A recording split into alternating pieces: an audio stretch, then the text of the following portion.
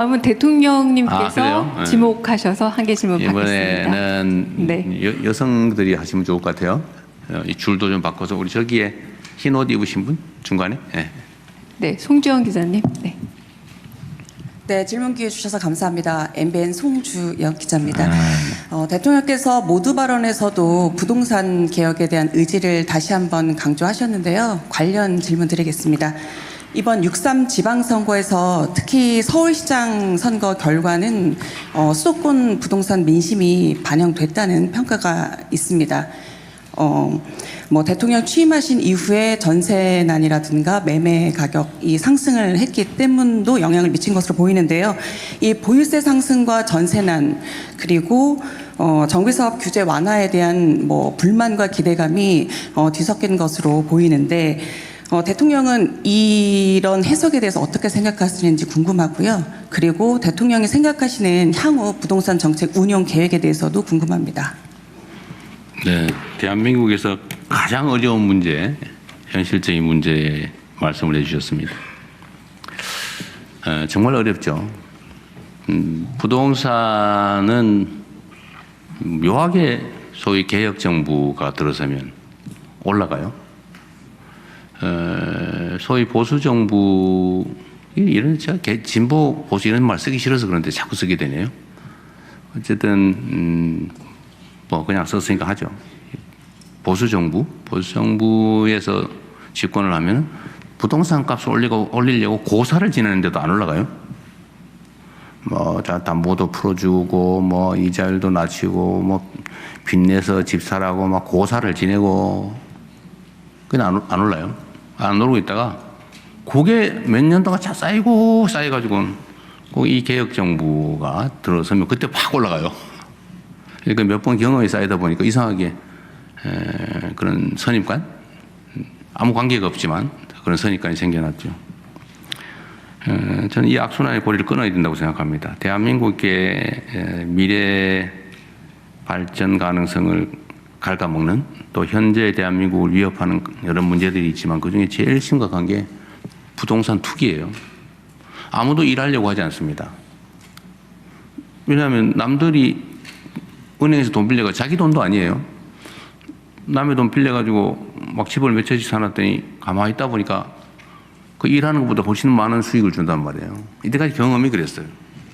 나는 이때까지 열심히 일했는데 결론은 보니까 나 패자처럼 느껴지는 거죠.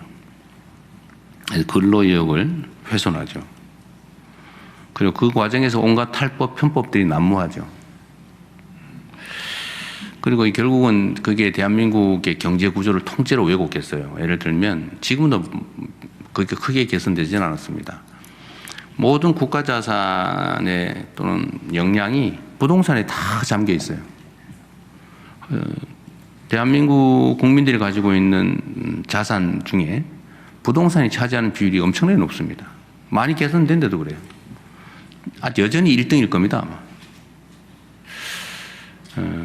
그러다 보니까 이게 우리가 가지고 있는 소위 자본이라고 하는 게 부동산에 매여가지고 생산적 영역에 투입되지를 못하고 그러니까 주식시장은 저평가되어 있죠.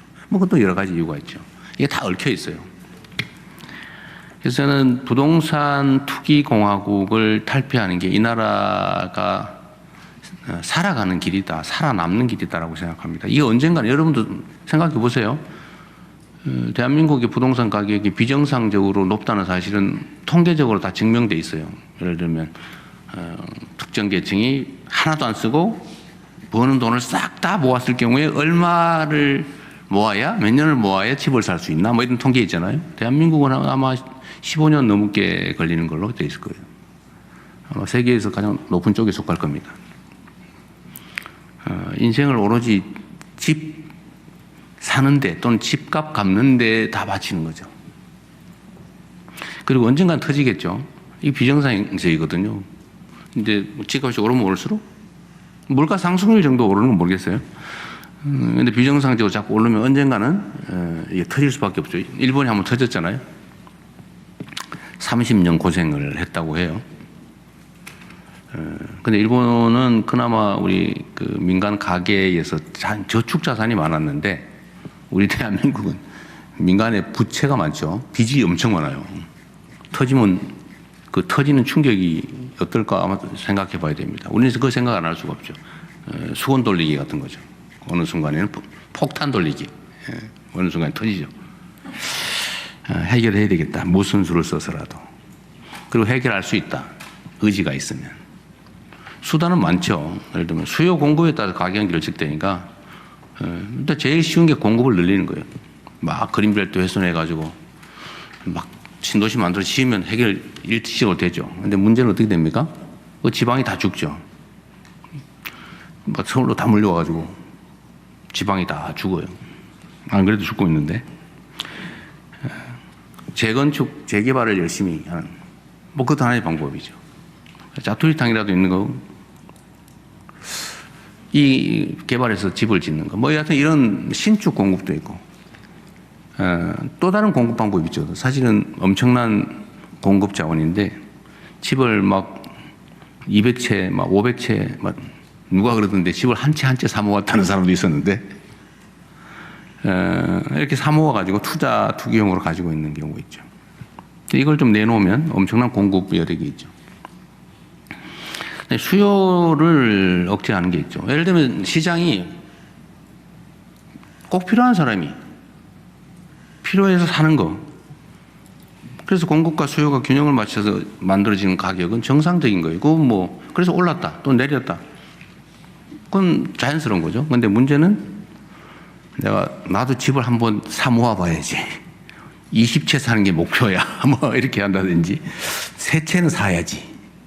월세 받아가지고 뭐 이렇게 생각을 해가지고 막 가수요, 투기 수요 이런 게 좀 많잖아요. 근데 이런 걸 또 줄이면 수요가 줄어들겠죠. 꼭 필요한 집 살 수 있게. 그래서 이 수요 공급을 조정하는 장치는 여러 가지가 있습니다. 뭐 규제의 문제도 있고요, 금융의 문제도 있고, 또는 세제의 문제도 있죠. 근데 우리나라의 보유세가 대체로 낮습니다. 그래서 많이 사모아도 부담이 별로 없어요. 근데 다른 나라들은 꼭 쓸데없이 부동산을 막 사가지고 있으면 부담이 돼가지고 어느 순간에 그 부동산이 사라져버려요. 그러니까 필요한 사람이 부동산을 가지고 있어요. 필요한 사람이 그걸 사서 쓸 수 있어요. 근데 우리나라는 무슨 임야도 아무짝에 쓸모없는 임야도 막 몇만 원, 최하 몇만 원, 10,000원 안 하는 임야가 없어요, 대한민국에. 저기 산에 있는 돌덩이 한 개, 이것도 산인데 그것도 몇만 원씩이에요. 이유 없어, 그냥 땅이니까. 밭은 막 몇십만 원씩이에요. 땅으로 대지로 바꿀 가능성이 있는 땅은 농지 임야라도 한 400~500만 원씩이에요. 이상하잖아요. 그래서 못 써요. 꼭 필요한 사람이 못 써요. 이걸 고쳐야 되겠다. 일단 근본적으로는 기대 수익률을 낮추는 겁니다. 정상으로 투자를 해가지고 수익이 생기는 건 괜찮은데 투기를 위해서 땅을 사 모아놓으면 돈이 되더라. 수십 년 동안 그러다 보니까 앞으로도 그럴 거라고 믿어지죠. 그걸 해결을 해야 되겠다는 게 제 생각입니다. 답은 다 드렸는데 정리를 하면 필요한 영역에서 신축이든 재건축, 재개발이든 공급을 늘리는데 지금 제가 가급적 남 얘기 나쁘게 안 하려고 하는데 2022, 23, 24년 이 3년 동안에 공급이 확 줄었어요.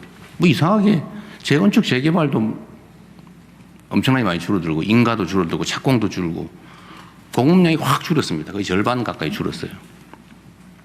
이걸 속도를 내서 좀 빨리 해야 되겠다. 신축이든 택지 개발이든 또는 재건축, 재개발이든 속도를 내서 빨리 한다. 공급을 늘리는 거죠. 그다음에 투기 투자 목적으로 가지고 있는 거주용이 아닌 주택에 대한 부담을 늘리자. 좀 팔아서 시장에 나오게 하자.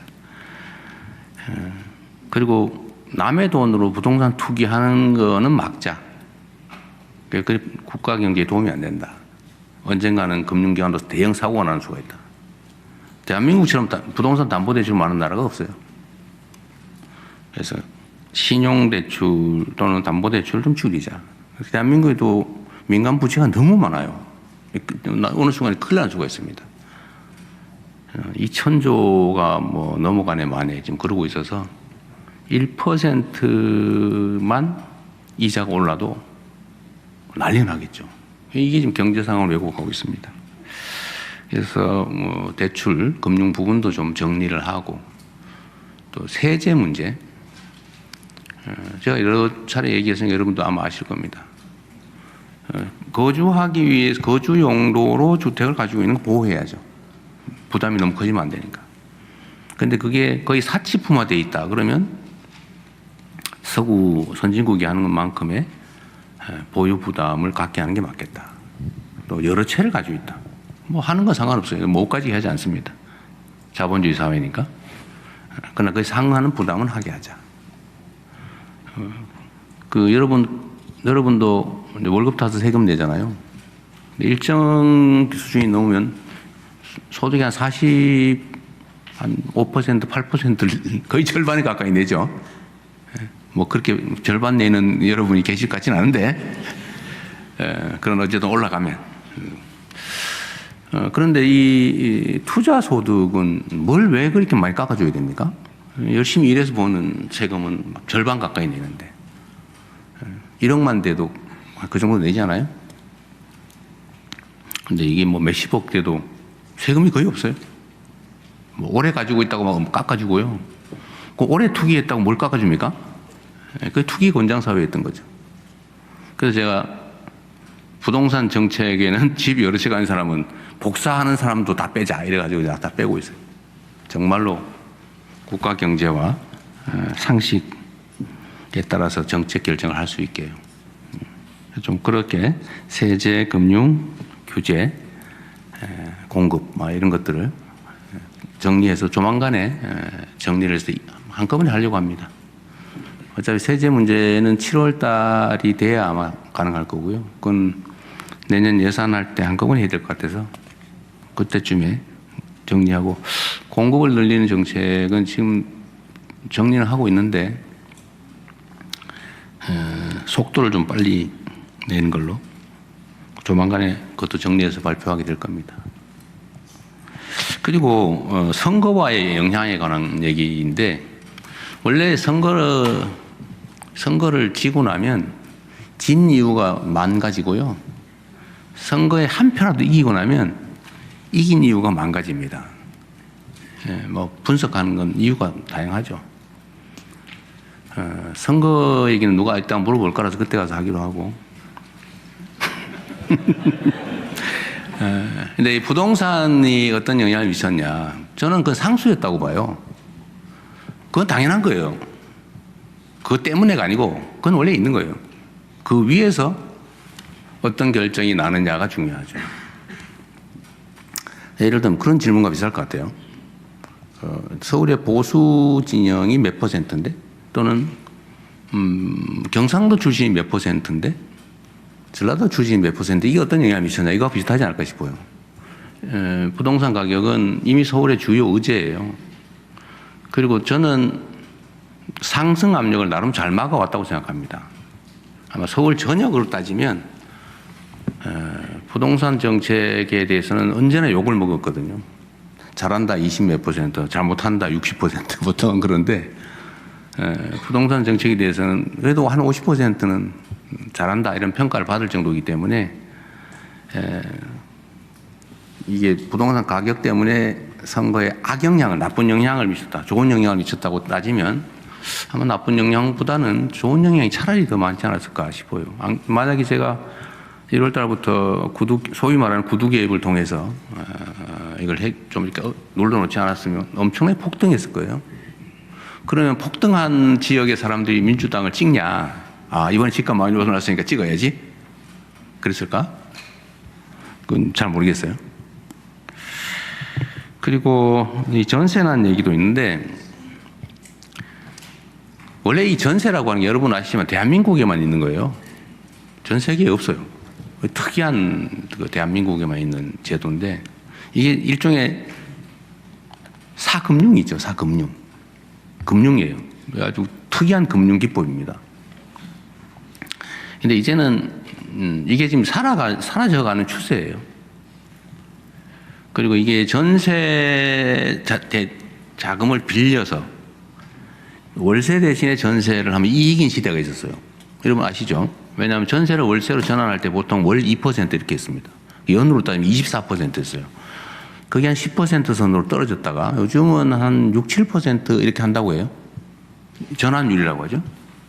근데 은행의 대출은 한 4% 아니 뭐 특히 특례 대출 받아 3%대 이렇게 되지 않아요? 이게 지금 시장을 왜곡하고 있는 거죠. 결국은 조금씩 사라져가지 않을까 싶어요. 이 전세 대출을 또 많이 해준 게 집값 상승의 주된 원인입니다. 그러니까 당장 따뜻하자고 막 전세 대출해주고 반환 담보 대출해주고 막 그러다 보니까 전세 사기도 생겼잖아요. 집값이 1억인데 전세가 1억 2천이에요. 그걸 1억 2천을 100% 보증을 해주니까 사기꾼들한테 기회가 생긴 거죠. 1억에 집 사가지고 1억 2천에 담보 제공받아가지고 보증받아가지고 1억 2천 받고는 부딸 사가지고 어디 가버리고 이런 거죠. 그래서 엄청난 피해가 생겼어요. 이제 이게 다 정상화되는 과정이 필요합니다. 그 사이에 전세 물량이 좀 줄었죠. 전세 물량이 주는 건 당연해요. 왜냐하면 제가 다주택자들의 양도세 유예를 이제 끝내고 그 기간 안에 팔아라. 거기서 많이 팔았잖아요. 그러니까 원래 세 주던 건데 팔았으니까 세 물량이 줄죠. 그래서 전세가가 폭등이 왔냐? 그건 또 아니에요. 왜냐하면 그 필요한 사람이 산 거예요. 새 사는 사람들이 즉 무주택자가 그 집에 들어가 살기 위해서 산 겁니다. 수요가 그만큼 줄었죠. 그래서 그것 때문에 뭐 전세 물량이 부족해서 폭등했다는 사실은 그런 상황을 원하는 사람들이 만든 논리죠. 이것도 정상화 과정 중의 일부다. 전세 상승률에 대한 통계를 좀 보면 물론 전세 체감되게 많이 올랐던 건 사실인 것 같아요. 물량이 줄었으니까. 그러나 통계적으로 보면 그렇게 뭐 대폭등을 하거나 그런 건 아닙니다. 뭐 우리 잘했다는 얘기는 아니고요. 정상화 과정이다. 그래서 앞으로 공공공급은 이런 임대를 좀 싸게 좋은 곳에 평범한 중산층 정도 충분히 살 수 있는 좋은 품질의 것으로 지금 공급을 하려고 합니다. 조금씩 해결되지 않을까 싶네요. 주제가 너무 어렵다 보니까 말이 길었습니다. 네. 네. 다음으로는 대학생 기자의 질의. 이거 하나 더 합시다. 저기 네. 아까 균형이 여기 있고 요 저줄에 있고 이 줄 빠졌죠. 이 줄에도 여성이 한 번 하기로 하죠. 네. 우리 오른쪽에 네, 두 번째. 네. 아니 거기